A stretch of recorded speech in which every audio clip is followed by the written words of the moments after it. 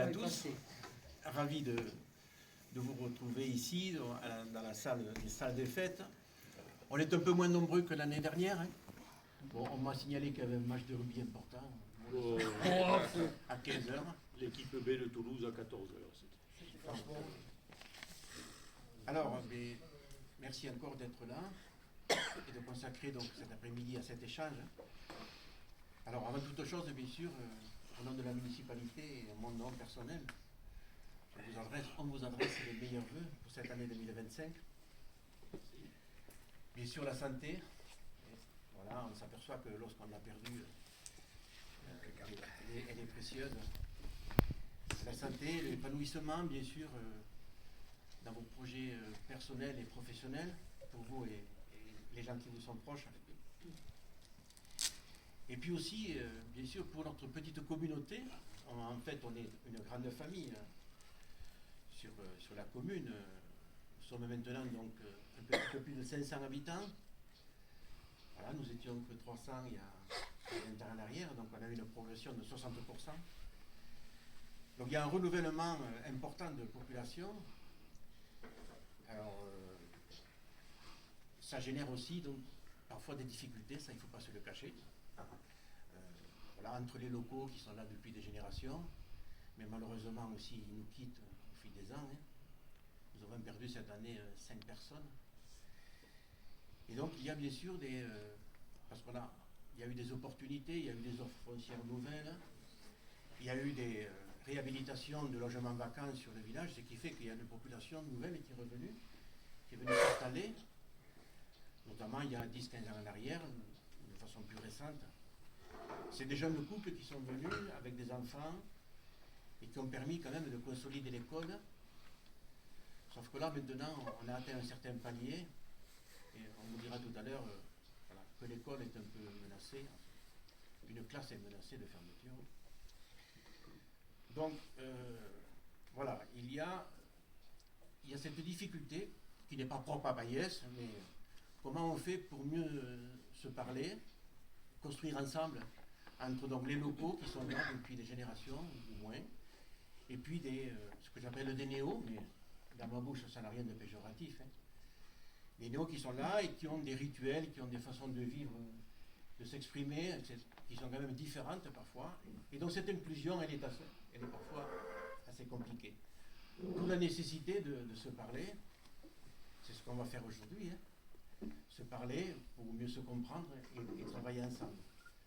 Donc tout ça c'est dans l'intérêt de la municipalité, dans l'intérêt de la collectivité, et que tout ça puisse essaimer, parce qu'il y a aussi les enfants qui nous regardent. Hein. Donc je pense qu'il faut être attentif à tout ça, le bien-être, le mieux-être, les relations humaines, il faut les préserver. Il ne faut pas, comme on le voit trop souvent, il ne faut pas s'invectiver pour des peccadilles. Donc il faut être dans le respect. Ce qui n'empêche pas donc les positions qui sont parfois opposées, mais rien n'est insurmontable. Si on s'explique, on arrive à gommer un peu les différences. Voilà, donc ça c'est un peu général. Alors le contexte, qu'il soit national ou international, il est assez compliqué, vous l'avez vu. Il y a une géopolitique qui fait flipper. Ce qui se passe maintenant, depuis 3 ans maintenant, en Ukraine, avec la Russie, mais pas que, il y a le Moyen-Orient, tout ça, le Proche et Moyen-Orient. Donc il y a des drames un peu de partout. Les États-Unis. Pardon ? Les États-Unis aussi. Hein. Et les États-Unis, là, depuis que, effectivement, le couple Trump-Musk ont investi là, à nouveau la Maison-Blanche, il y a de quoi vraiment s'inquiéter sur le devenir de l'Amérique. Hein. Avec tous ces décrets qu'il vient de prendre, Trump, s'agissant donc de l'expulsion des migrants, et j'en passe, mais aussi donc sa volonté, ses velléités d'acheter le Groenland, d'annexer le canal de Panama, etc. C'est une histoire un peu folle. Sauf que, voilà, il a tout un staff autour de lui, ils sont redoutables, quoi. Donc là, je pense que, effectivement, ça ne peut rien de bon pour les minorités chez eux, mais ça va aussi donc éclabousser au niveau international, hein, avec ce qui se prépare de faire, c'est-à-dire par exemple l'augmentation des droits de douane pour protéger donc son industrie. Et puis on voit bien que c'est quand même c'est l'argent qui s'apprête à tout piloter.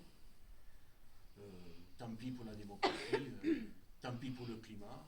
Et on a vu qu'il avait aussi quelques velléités de repartir. Il faut forer. Il faut forer. Bon, donc là, il y a quelques inquiétudes, pour ne pas dire plus. Et d'ailleurs, il a rejeté l'accord de Paris, comme il l'avait fait déjà en 2017. Bon. Donc forcément, ça va avoir des incidences un peu partout. Hein.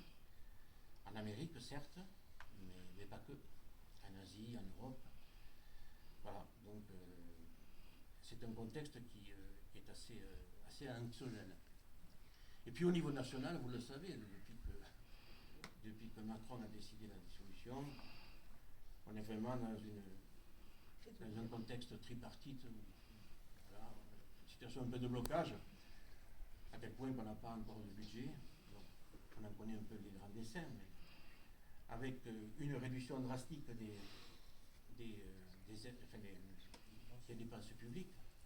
Et forcément, nous toutes les strates vont être impactées par ça. Il parle de 52 milliards de réduction des dépenses publiques. Ça veut dire que l'école, la santé, les services publics, le transport, tout ça, ça va pâtir de... Alors, il n'est pas encore voté, mais le Sénat l'a approuvé, et l'Assemblée nationale bientôt. Ce projet-là va être examiné par elle. Mais bon, le malheur, c'est que... Alors, certes, il y a un déficit abyssal, qui n'est pas nouveau, hein, ça remonte à plusieurs décennies. Ce qui est nouveau, mais ce qui est récurrent aussi, c'est qu'ils ne veulent pas aller chercher les recettes là où elles devraient se trouver. Le problème, il est là.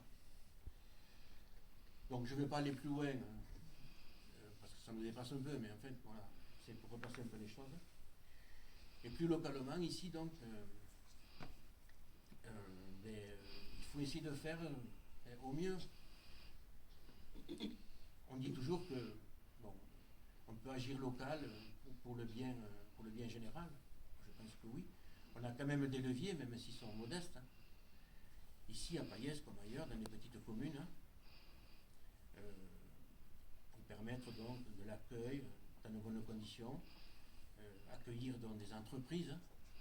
On a quand même un tissu artisanal qui n'est pas rien depuis quelque temps. Ça, c'est appréciable. Il y a des gens qui s'investissent, il y a des associations. Il y a quand même un tissu associatif important à Payès. Tout ça, il faut le préserver.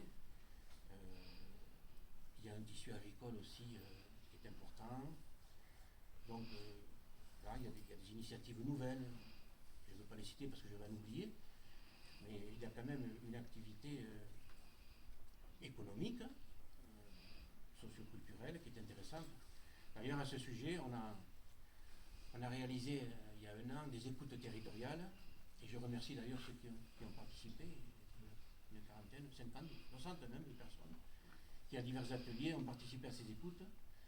On vient d'avoir la copie finalisée de ces écoutes et si vous nous laissez nos contacts, vos mails, on vous transférera ce document pour avoir une vue générale. Les thématiques, c'était